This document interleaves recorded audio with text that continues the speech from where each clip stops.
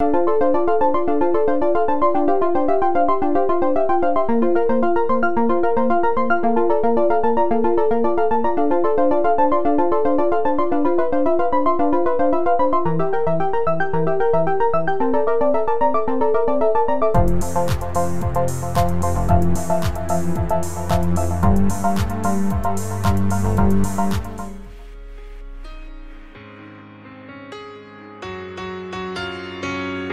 l'occasion de la sortie des nouvelles expressions par Caro Quira, nous avions rendez-vous avec Rudy Wariot, le maître de chai de la maison.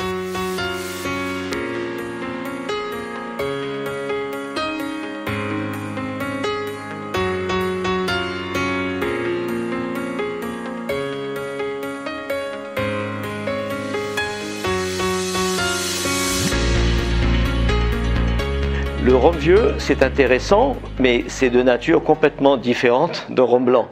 Et les Guadeloupéens, nous aimons nos petits punchs, et on a bien raison, parce que c'est un des alcools qui a des arômes, des composés aromatiques positifs sans vieillissement. C'est assez rare dans les alcools. Pour avoir des alcools qui ont des composés positifs, c'est-à-dire que des produits aromatiques qu'on peut déguster. Vous avez des alcools de fruits que vous retrouvez dans l'est de la France, vous retrouvez ça en Autriche, enfin bon, une poire, une mirabelle, et j'en passais des meilleurs, une prune, ou alors des alcools qui sont faits avec des plantes qui ont des composés positifs, sans vieillissement. Mais d'une façon générale, la plupart des alcools, soit ils n'ont pas de composés positifs en sortant d'un alambic ou d'un appareil à distiller.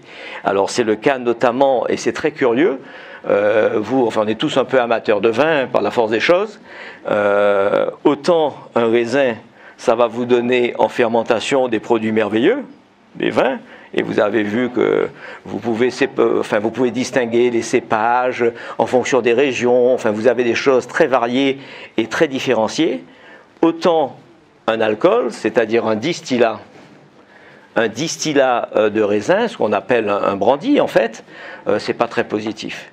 Et d'ailleurs, vous trouverez rarement des alcools blancs distillés de raisin. On fait vieillir. Et donc le vieillissement, ça permet d'apporter, enfin de rendre déjà marchand au sens c'est qu'on peut vendre un produit parce qu'il a des caractéristiques positives. Le vieillissement apporte, oui. Ah oui. Le vieillissement apporte des composés aromatiques au distillat qui s'enrichit de composés positifs et bon, ça permet en fait de le vendre. Donc c'est le cas en fait dans les brandys, les alcools de raisin, donc le cognac si on est à Cognac, mais dans les autres régions où on fait vieillir des distillats de raisin, c'est bon. Le whisky, il y a forcément des amateurs de whisky parmi vous, parce qu'on peut pas aimer des alcools sans aimer tous les alcools. Donc le whisky, si d'aventure vous avez la chance de goûter des distillats sortis colonnes ou sortis d'alambic, c'est pas très bon, hein.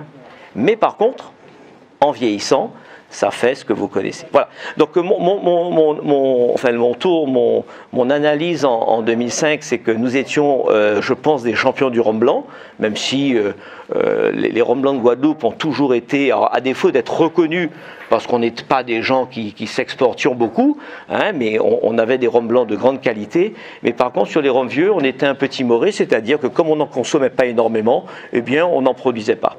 Voilà. Et donc c'est pour ça qu'en 2006, j'ai souhaité faire du rhum vieux pour deux raisons. La première, c'est parce que les autres n'en faisaient pas, donc ça permettait de se trouver une petite place.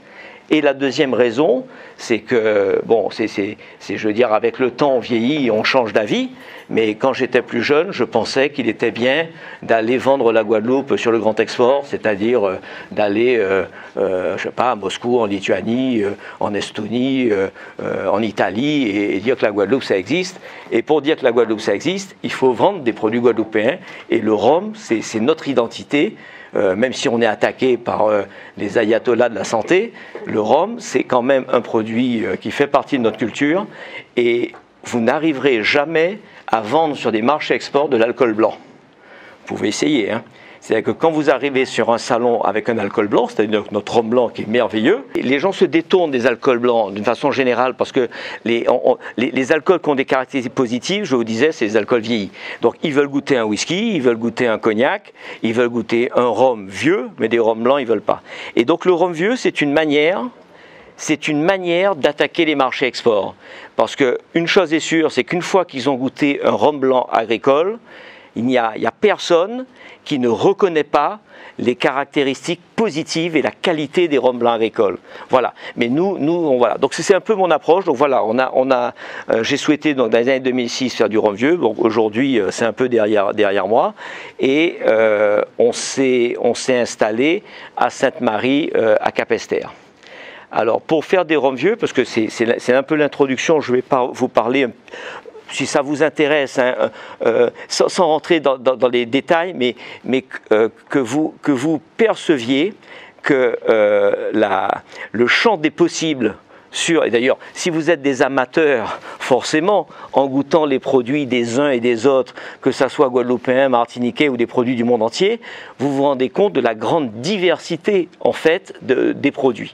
Et en fait, le champ des possibles sur le vieillissement est immense.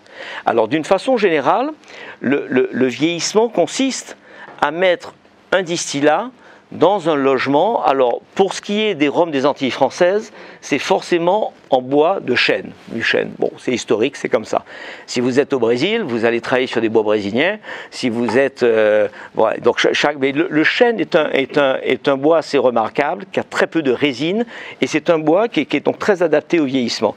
Donc, ce que je vous disais, c'est qu'en France, et en tout cas sur les rhums, nous sommes obligés de travailler, c'est dans notre cahier des charges, en chêne. Une fois qu'on a dit ça, on a un cahier des charges en Guadeloupe qui a été fait à la va-vite. Hein. Donc quand vous êtes des spécialistes du rhum, j'hésite pas à vous parler en fait de petites choses, mais on a un cahier des charges qui a été fait à la va-vite en 2015, parce que vous savez, dans toute activité, il y a toute profession, il y a toujours une activité, il y a toujours une approche, ce qu'on appelle défensive, où on va essayer de se donner des labels, des critères de qualité, de façon à se différencier et à interdire aux autres de nous copier. Hein, si on fait le brie de Meaux, eh bien, le brie qui est fait à côté... non, le brie de Meaux n'est pas forcément fait à Meaux, mais enfin, c'est dans les environs. Mais disons, il y a un cahier des charges bien précis, à la fois une zone géographique, et ça interdit aux autres d'en faire. Voilà. Donc, il y a toujours une approche très défensive, et après, certains acteurs ont une approche plutôt offensive, qui consiste à innover, essayer des choses un peu différentes. Alors, si on regarde dans le classique, nous, on nous a demandé en 2015, approche défensive, pour défendre les rhums des Antilles françaises, et en particulier les rhums de la Guadeloupe, d'établir un cahier des charges. Donc il a été fait un petit peu à la va-vite, c'est le cahier des charges que vous connaissez. Si certains d'entre vous ne le connaissent pas, eh bien vous pouvez demander, moi je te le transmets.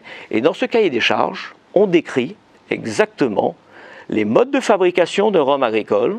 On vous décrit un certain nombre de choses. Alors, comme en Guadeloupe, on n'aime pas tellement les règles, on a pris le cahier des charges de la Martinique, on a enlevé tout ce qui ne nous plaisait pas, on a fait un petit truc, on a mis à la fois un rhum de la Guadeloupe, ça peut être un rhum de sucrerie, ça peut être un rhum agricole, on peut avoir des plateaux, on peut avoir en colonne de concentration jusqu'à 50 plateaux, on peut faire du neutre. Enfin bon, c'est un truc un peu fait à la va-vite, mais néanmoins, qui décrit les étapes de la production.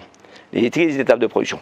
Et notamment les étapes donc, de préparation du mou, de fermentation, de distillation, ce qu'on appelle l'étape de maturation, donc c'est l'élevage en blanc ou en vieux, et après les étapes de finition.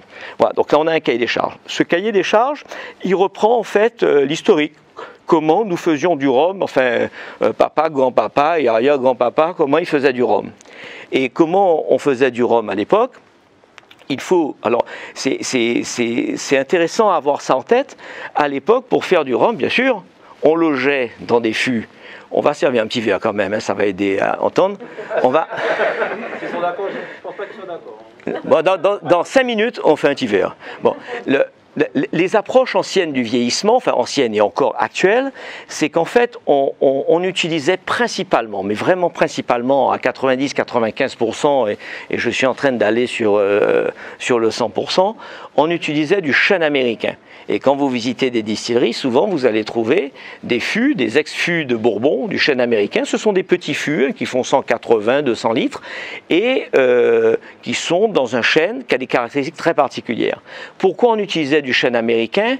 Il y a plusieurs raisons. D'abord, c'est très bon, mais il y a surtout une raison, c'est que c'est pas cher.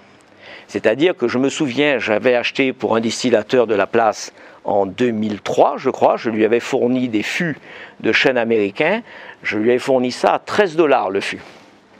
Ça fait rêver, hein. Aujourd'hui, vous voulez le même fût en chêne américain, vous allez le payer 200 €. Hein. Parce qu'aujourd'hui, on n'est plus les seuls à faire de l'alcool. Hein. Les Chinois, enfin maintenant le monde entier fait de l'alcool et il y a des pressions sur les fûts. Alors le chêne américain on l'utilisait parce que c'est pas cher. Et pourquoi c'est pas cher? C'est parce que le Bourbon c'est une production importante et le Bourbon ils sont obligés, les Américains sont très forts. Hein. Nous on est des anges, les Américains. Le Bourbon c'est fait avec du chêne de chez eux, c'est fait, il faut qu'il soit neuf, donc ça, il y a une belle activité. Donc le Bourbon est fait en chêne américain neuf. Et donc ça veut dire que tous les 3 ans, ben, on a des fûts disponibles. Et ces fûts-là sont de très grande qualité, on appelle ça des First Select, et c'est ce qu'on utilisait anciennement pour faire nos rhums. On mettait ça dans des fûts de chêne américain, qu'on utilisait assez longtemps d'ailleurs. Et en fait, le chêne américain, il a une caractéristique. Alors si on rentre dans le bois, le chêne, vous avez des composés, enfin le bois il a une structure. Alors bien sûr, il y a de la cellulose, hein, c'est en quantité, mais ça on peut rien en faire, hein, ça ne vous donne rien. Mais vous avez des tanins, vous avez la lignine du bois qui fait sa rigidité, vous avez des lactones, vous avez de l'hémicellulose. En fait, le chêne, ça a des composés. Et quand vous le chauffez, hein, ce brave chêne, pour former les douelles, en fait, vous modifiez la structure du bois et quand vous mettez un alcool dans un fût, eh bien il y a une interaction et vous extrayez les composés du chêne. Alors on va revenir sur le chêne américain. Les composés du chêne américain, il y a assez peu de tanins, beaucoup de lactones, vous avez ça vous fait des... De toute façon, vous le voyez, tous les produits qui sont vieillis en chêne américain, ce sont des produits très agréables en bouche. Vous avez un fort goût de vanille, toujours très prononcé, des petites notes de noix de coco, enfin c'est des produits très agréables, et ça, c'est 90% du rhum mondial. Donc c'est le goût du rhum, on va dire. Et je vais dire peut-être, alors personne n'écoute, hein, mais que ça soit un rhum agricole ou un rhum de sucrerie, vous faites de très très très belles choses en vieillissant. Parce qu'en vieillissant, les composés aromatiques de base qui ne sont pas positifs dans un rhum de sucrerie vont s'estomper. Les composés aromatiques de base dans un rhum agricole qui sont très positifs, ce côté fruité, floral qu'on aime bien, ça s'estompe aussi.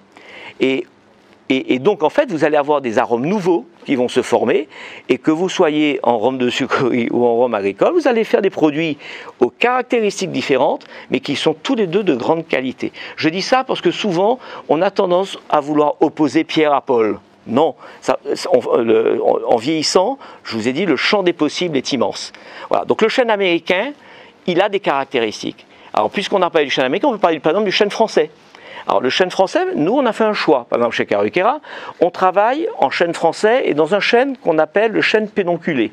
C'est le chêne qu'on trouve dans le Limousin, dans la région de Cognac, un peu, voilà, c'est le chêne, le chêne pédonculé, c'est un chêne en fait où le gland il y a un pédoncule, il est assez moche en général le chêne pédonculé, hein, mais voilà, et puis sinon vous avez d'autres chênes en France, hein, vous avez notamment le chêne Cécile, qui est un chêne de haute futée, souvent c'est un très beau chêne qu'on retrouve dans l'est de la France, voilà, donc le chêne, eh bien, en fonction du bois que vous allez utiliser, vous allez faire des rhums très différents. Si vous utilisez du chêne pédonculé comme nous, vous allez avoir des produits secs. Comme par exemple, vous prenez un cognac Rémy Martin, vous avez un produit sec. Si vous prenez un cognac Martel, vous avez quelque chose de beaucoup plus fruité et beaucoup plus fin. Donc si vous voulez, mais ça c'est pas le maître de chai qui par sa bravoure arrive et son courage arrive à faire un truc, non, c'est le fût qui va faire le produit. Donc en fait, chêne américain, pour simplifier, vous allez avoir des produits très agréables, très vanillés, des notes de raisin sec, vous savez, moi j'aime beaucoup, hein, des produits très faciles à boire. Vous travaillez en chêne français comme Cariquera, vous allez avoir des produits secs, mais par contre des produits qui ont du volume. C'est-à-dire parce que comme le chêne pédonculé, il a énormément de tanins assez peu de lactone. C'est qu'il a beaucoup de tanins, donc il va vous donner en fait d'abord une couleur, de la couleur, liée au tanin, mais il va vous donner en fait du volume et des notes épicées. Donc encore une fois, c'est le fût qui fait le produit. Alors si, par exemple, nous, j'ai aussi un certain nombre de fûts en chêne américain, pas beaucoup. J'en ai certains aussi en chêne Cécile. Et c'est intéressant, certains d'entre vous sont déjà venus chez moi.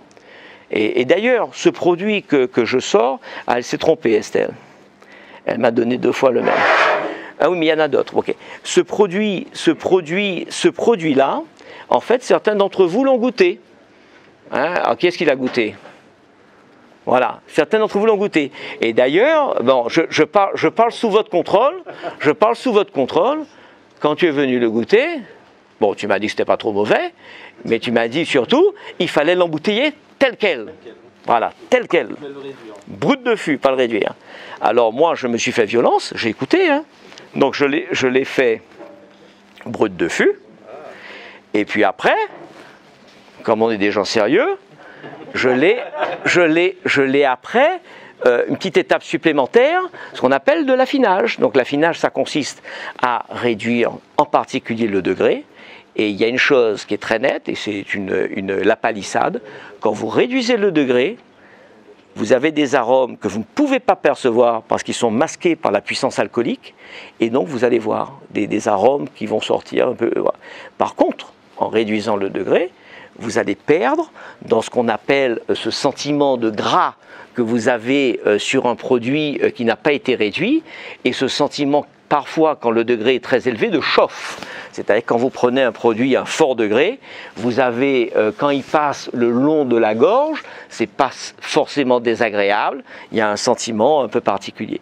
Voilà, alors c'est pour donc ce produit en fait, pour répondre, c'est donc je vous disais en brut de fût et alors je vous ai parlé des champs des possibles et après on va goûter un produit. Le champ des possibles sur le rhum vieux, vous pouvez travailler dans des types de chênes différents. Alors techniquement, après, il faut savoir que les extractions des composés, alors les tonneliers, ils vont. Alors, il y a une très grande maison de Martinique, par exemple, qui a fait des profils. Alors, ce sont des élevés sous bois, mais ils ont travaillé sur fût neuf, ils ont sélectionné plein de chauffes, et puis finalement, ils ont retenu 2 chauffes. En fait, la chauffe, ça modifie la structure, en fait, la structure superficielle, en fait, du chêne, et ça permet des extractions différentes. Donc les tonneliers vont vous dire, alors ils font surtout ça pour le vin, parce que l'alcool, bon, mais ils vont vous dire, là, si vous voulez avoir du fruit rouge, voilà la chauffe, voilà. Et bon, et sur les alcools aussi, ceux qui sont spécialisés vont vous donner des indications, voilà. Donc en fait, en variant les chauffes, vous variez les goûts, en variant les types de chênes, vous variez les goûts. Il y a une chose qu'en fait, qui est importante, et c'est qu'en fait, l'interaction entre l'alcool et le fût, c'est une interaction qui, comment dire, il n'y a pas une interaction, il y a plusieurs interactions. En fait, les tanins, par exemple, vous pouvez les extraire à des degrés élevés. C'est-à-dire que vous mettez dans... Si vous voulez faire des économies, vous mettez dans un fût le produit à 100 degrés, je blague, le produit à 100 degrés, vous avez moins de contenants et beaucoup d'alcool. C'est intéressant. Bon, en fait, on ne met pas à 100 degrés, vous allez brûler le fût. Mais par exemple, à degrés élevés, par exemple à 65 degrés, 68, vous avez des extractions des tanins qui se font très bien. Si vous voulez extraire, par exemple, la lignine du bois, ça va vous former des aldéhydes aromatiques, la vanilline, etc. Mais la lignine du bois à 70, je vais vous dire, bien sûr, vous allez en extraire, mais pas en grande quantité. Si vous voulez extraire la lignine du bois, vous avez plutôt intérêt à être autour de 55.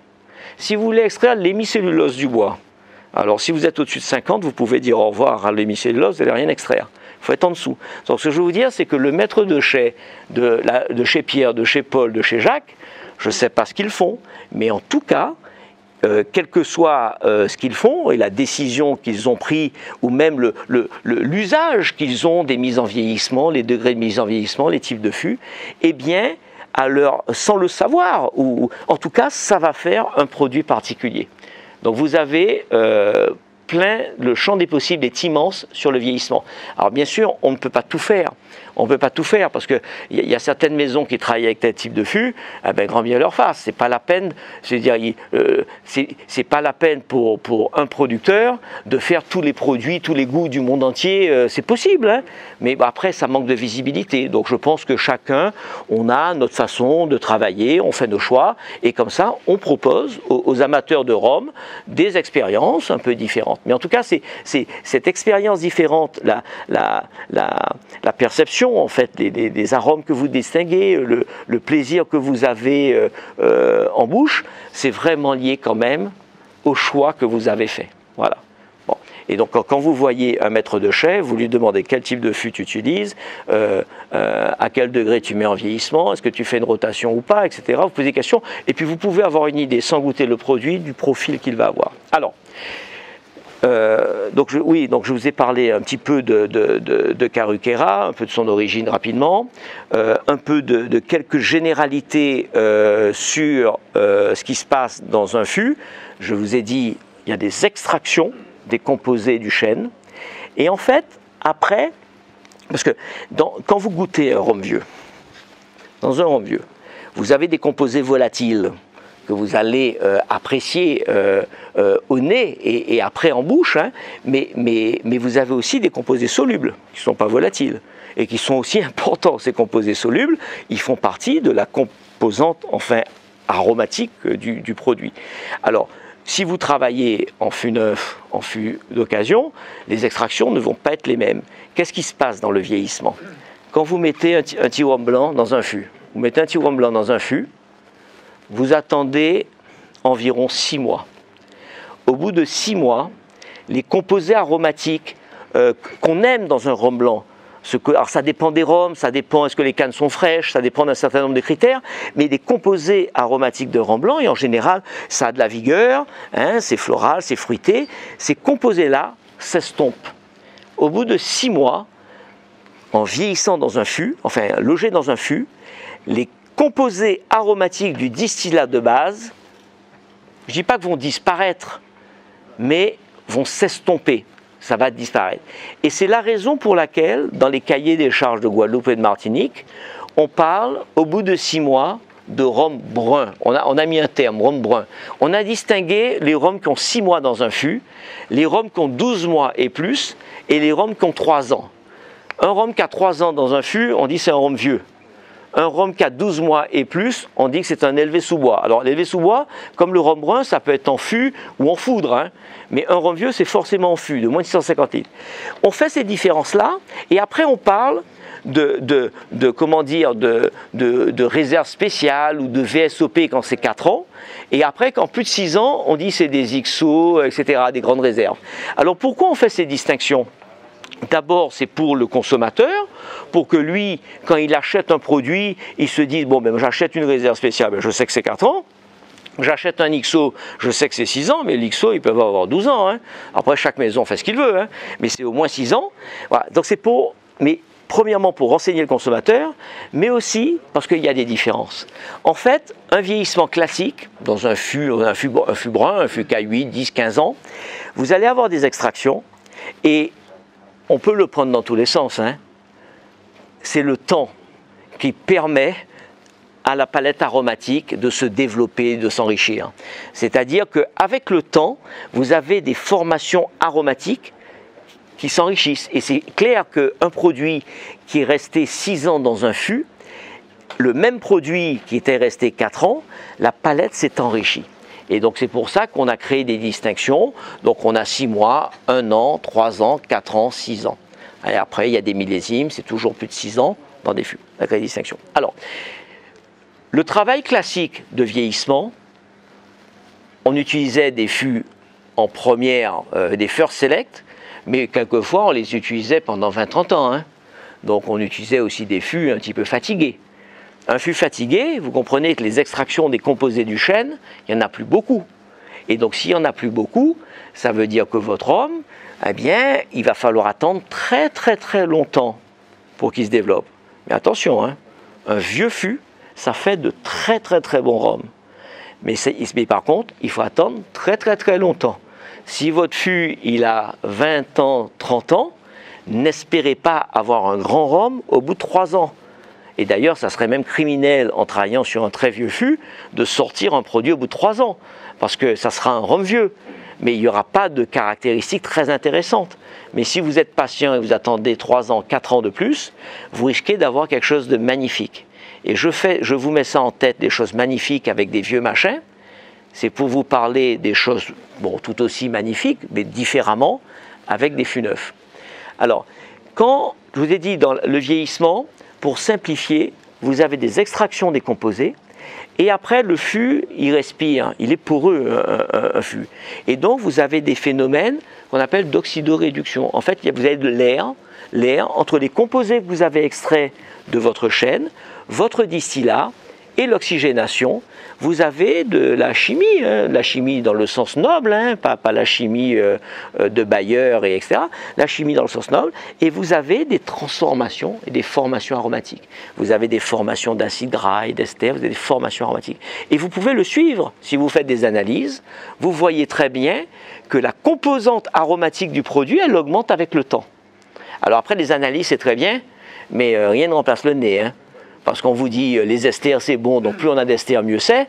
Je veux dire, dans les esters, vous en avez qui sont magnifiques, en général il y en a très peu, mais par contre l'acétate d'éthyle c'est un ester, et c'est dégueulasse. Bon, donc il faut voilà. Mais en tout cas, avec le temps, il y a des choses qui se forment. Alors, dans les fûts vieux, moi c'est mon expérience de pas longtemps, de 14 ans de vieillissement, dans un vieux fût, vous faites des millésimes exceptionnels. C'est fin, c'est délicat. Mais pour vous parler un peu des expériences que nous avions fait, je crois que c'est en 2008, nous avions fait des expériences de fût neuf. Alors là, il fallait bien rigoler, parce que le fût neuf, en fait, ça vous donne énormément de matière. Et comme les chauffes que nous utilisons en fait, dans les spiritueux français, on a des chauffes qu'on appelle des tostages de fût.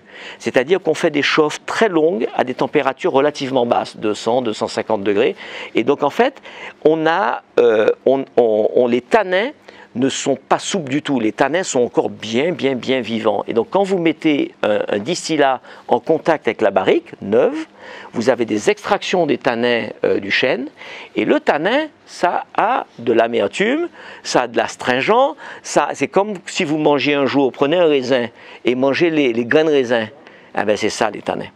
Et donc, quand vous travaillez sur un fût neuf, votre produit, quand vous le mettez au bout d'un mois, d'abord il est ébène, au bout d'un mois, il a cette couleur-là, la couleur, au bout d'un mois il a cette couleur-là, et surtout, il a un goût de bois très prononcé.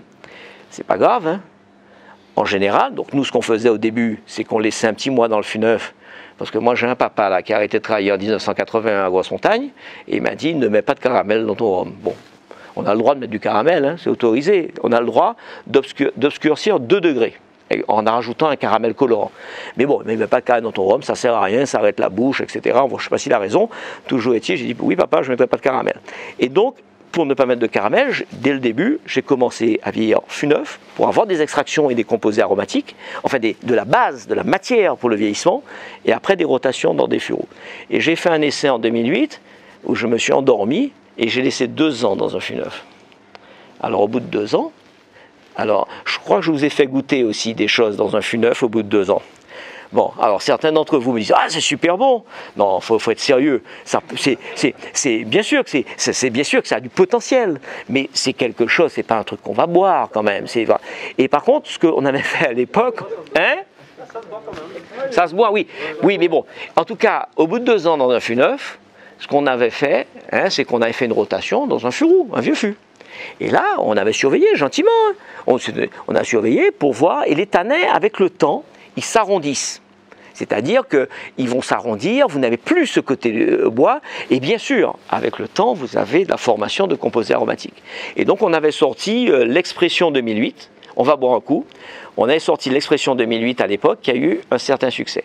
Et donc là, on va faire une petite pause, on va goûter les expressions qui sont des élevés sous bois, et je vous expliquerai pourquoi j'ai tenu à faire ce type de produit. En fait, c'est l'échange que j'ai eu avec les consommateurs, et enfin les amateurs, et voilà, je vous expliquerai pourquoi. Donc on va faire une petite pause et on va goûter un des produits, l'expression.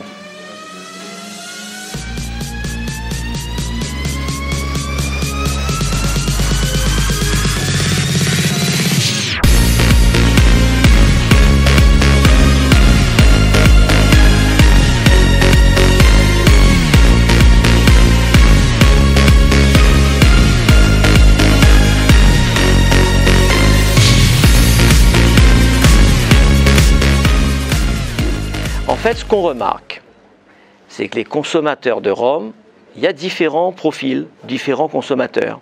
Vous avez des consommateurs qui... Et puis, je dirais pas des différents profils, parce qu'un même consommateur, en fonction de son humeur, il peut vouloir un jour prendre tel type de produit et un autre jour autre chose. C'est pas mais quand même, vous avez, disons, à un moment donné, vous avez envie de boire un rhum et vous avez envie un peu de voyager avec lui et vous allez vous mettre dans votre fauteuil tranquillement, vous allez prendre votre verre, vous allez le sentir sur toutes ses coutures plusieurs fois hein, avant de l'attaquer vraiment sérieusement. Donc là, en fait, ces types de produits, ce que vous recherchez souvent, c'est la fraction aromatique. C'est le plaisir du nez. Vous allez avoir une confirmation en bouche, mais c'est ce plaisir du nez. Et ce plaisir du nez, c'est quoi? Ce sont les composés volatiles. Les composés solubles, pas tellement, c'est après en bouche, mais les composés volatiles. Et ce plaisir du nez, pour moi, hein, pour avoir vraiment un très beau rhum, avec des nez très fins et évoluants et complexes, eh bien, il faut travailler sur des vieux fûts, hein. Il n'y a pas de solution. Hein. Il faut travailler sur un vieux fût, il faut travailler longtemps. Voilà. Par contre, dans mon expression, j'aurais dû amener une bouteille du millésime 2008, de l'expression. Bien sûr que c'était un millésime, bien sûr qu'il avait un beau nez. Mais mes discussions avec les consommateurs, notamment on a toujours des copains, on a des gens avec qui on échange et qui vous disent très franchement le rhum, comment ils le trouvent.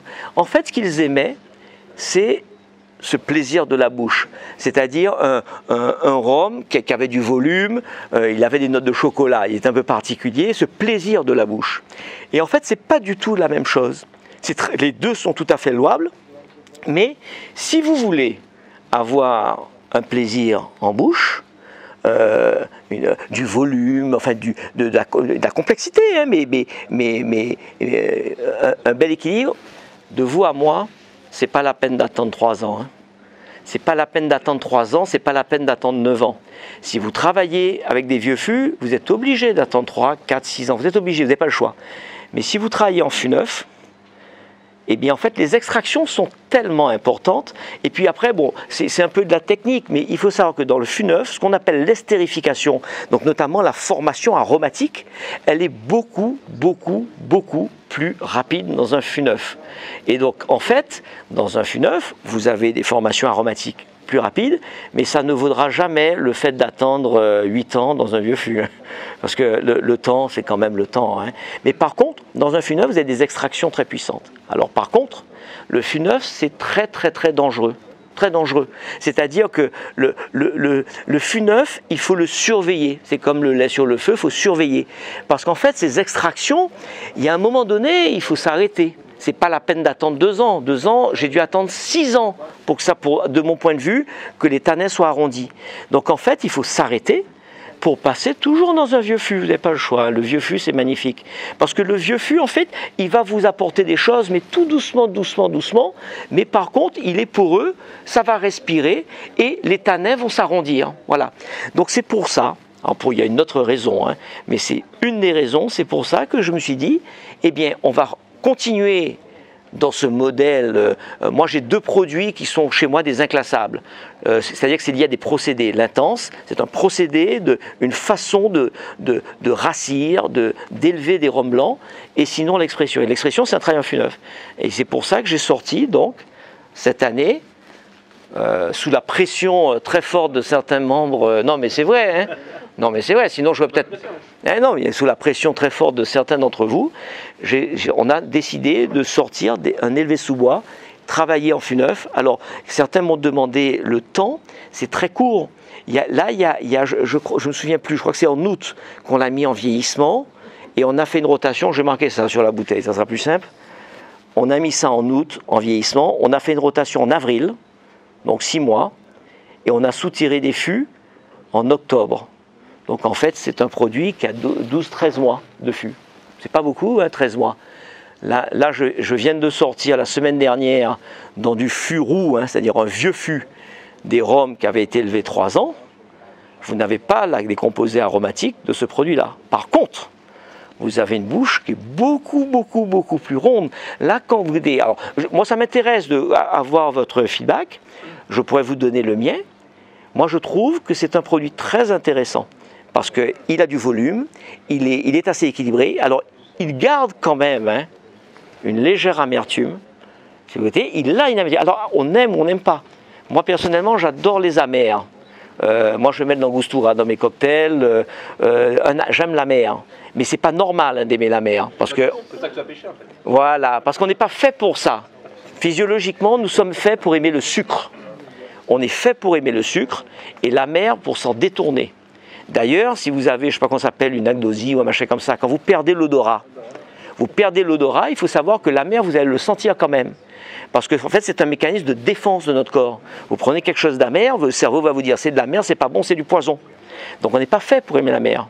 Mais bon, on est maintenant, on n'est plus des animaux, on est des gens éduqués, donc on a appris à aimer la mer, en tout cas moi j'aime. Donc vous avez une légère amertume. Voilà. Donc voilà, que vous dire sur ça? Donc voilà, l'idée c'est de faire des produits de bouche, en fait, agréables. Ça n'a pas les caractéristiques d'un rhum vieux. C'est un peu inclassable, parce que ça n'a pas les caractéristiques d'un élevé sous bois classique. Ça a quand même beaucoup de volume, ça a du goût. Et voilà, donc voilà, une petite coquetterie. Alors cette coquetterie, je vais la continuer avec des types de chênes différents, ce qui vous permettra de voir, par exemple, quand je vais vous sortir des produits en chêne Cécile, vous allez voir, vous allez avoir des produits qui vont être fruités et très fins, mais complètement différents. Voilà, donc ça c'est intéressant. Et puis après, bien sûr, je vais aller un petit peu plus loin que 13 mois, peut-être 24 mois, voilà, mais sans aller jusqu'au rhum vieux. Et sinon, bien sûr, il y a des millésimes en préparation d'expression, mais bon, apparemment c'est très bon, je vais peut-être le conditionner comme ça au bout de 2 ans, mais non, je vais faire des millésimes. Voilà. Donc on a abordé le vieillissement, je vous ai exposé quelques éléments qui vont typer les produits finis, le type de fût, la chauffe, le degré de mise en vieillissement.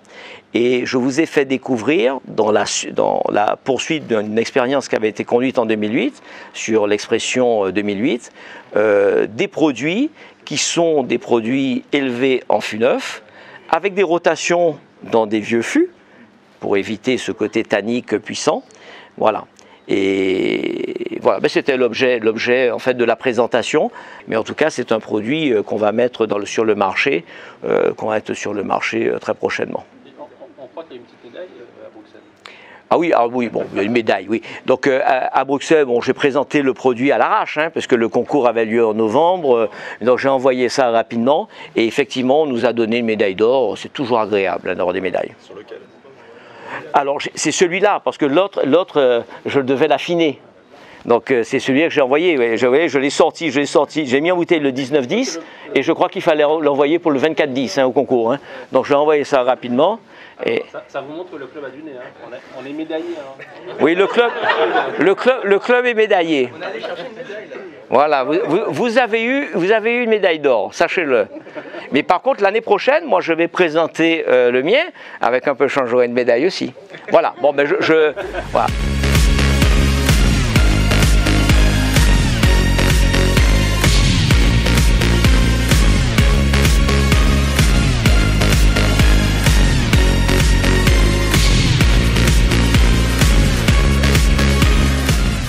Nous remercions les Rhums Caro Queyras ainsi que la Librairie Générale pour son accueil.